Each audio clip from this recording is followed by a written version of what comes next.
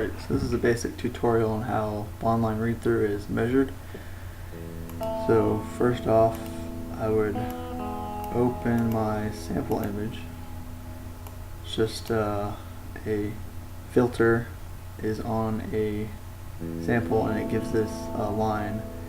So this would be the dark areas, this would be light, and we want to measure the deviations in between these boundary regions right here.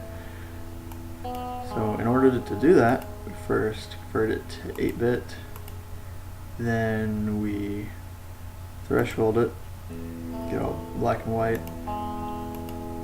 and then we want to reduce the noise in case there's some outliers in these little boundary areas right here.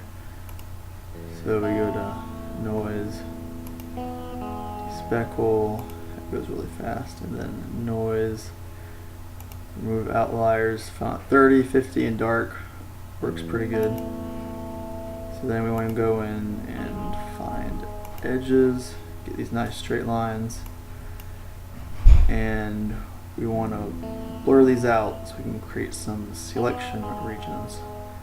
So I just use a keyboard shortcut, do like 10 times, get it nice and thick, and then we go in and adjust it. It's kind of blurry right now. Threshold about 35. Okay, now we want to open our original image, and we want to mark these boundary lines so when our code runs through it, it knows when it hits it. So I can do that by putting this image on top of our first one. So I go to image calculator and just combine them, gets us this inverted image. We can easily fix that by pressing invert. So that we got our original image with the boundaries that are marked.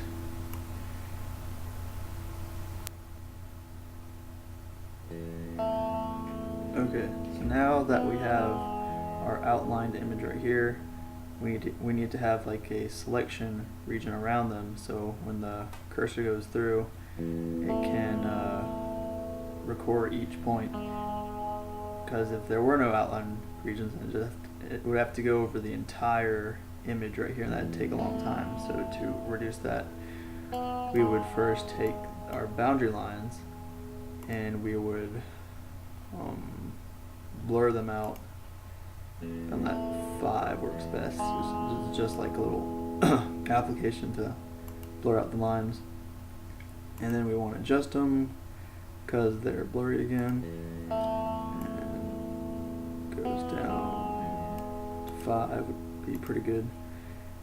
So now we got thicker lines. So we can use these thicker lines to create outlines around them,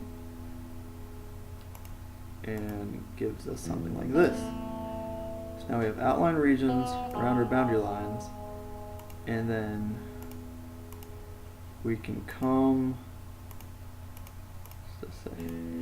to our original region and we can put them on here. So now when the code runs, it only runs through these selected points right here. It's a whole lot more easy to do than going through it all the way. So now that we got these, so the code would loop through and record each of these points, and it needs to compare it to a value that it's supposed to be, so like a straight line. So in order to do that, we would go back to our boundary lines, and I found the best way to do this was first make sure all this is good, means centroid, create or find particles and make sure they're ellipses. So it would take these both as points, and it would turn them into ellipses. So after it runs, it gives us these two long stretched out ones. They match up pretty well. And what's useful here is the data. So we can use the center point, X and Y, the major and minor points, about here, here, and here, when we can create a straight line. and I can use this straight line to compare the points that it's supposed to be with the points that's measured, and then I can subtract the two and find the deviations and y, and I can average it out for this entire region right here and do it for each segment of the in between regions, and then I get an average deviation for each picture that we took. So then this code would just loop through all the images that we had and provide a overall score 1 through 10. 1 meaning these ovals, the lines match up very well with the boundary lines right here, and 10 meaning like, say like there's a little, like this thing all of a sudden blips out here, I mean, there's like a huge defect over here, that would be bad, like towards the 10 range. Okay, so I'll just show you a full run through of this code with the macro I made. So the actual GUI uses a macro, just does all these steps really fast. So I just need to make sure it's in here. So I put the same image in this place right here. So it's going to use this and tell us an overall score. Macros, install. So actually we want to go in and get a newer macro I made. So call it macro 7. So we load it. Goes loaded. Pictures in the right file.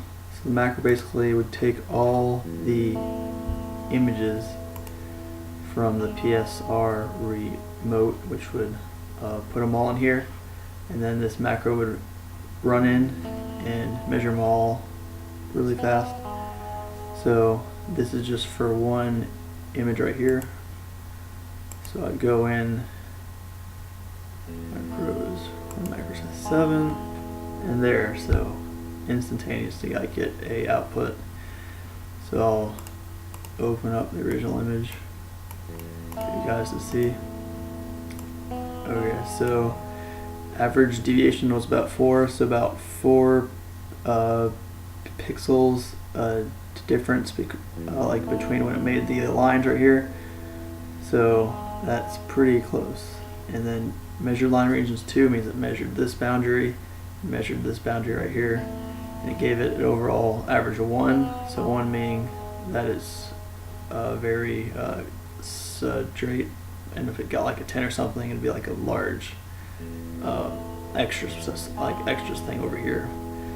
So this is the code for 1, and thank you.